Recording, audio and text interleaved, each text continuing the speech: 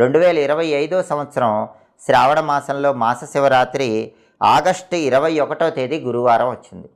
August 21 గురువారం శ్రావణ మాస శివరాత్రి సందర్భంగా ఖచ్చితంగా నక్తవ్రతం ఉండండి, పగలు ఉపవాసం ఉండండి, సాయంకాలం శివపూజ శివాభిషేకం చేసుకొని శివుడికి అన్నం నైవేద్యం పెట్టండి. ఆ తర్వాత ఆకాశంలో నక్షత్రం చూసి శివుడికి సమర్పించిన అన్నం నైవేద్యాన్ని ప్రసాదంగా స్వీకరించండి. ఇలా నక్తవ్రతం ఉంటే శివుడు సంపూర్ణంగా అనుగ్రహిస్తాడు.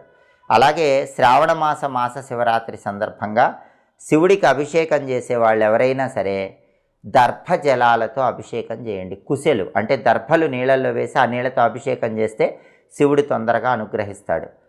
ఈ శ్రావణ మాస శివరాత్రి రోజు శివుడికి అభిషేకం చేసేటప్పుడు అందరూ కూడా 3 మంత్రాలు తప్పకుండా చదువుకోండి.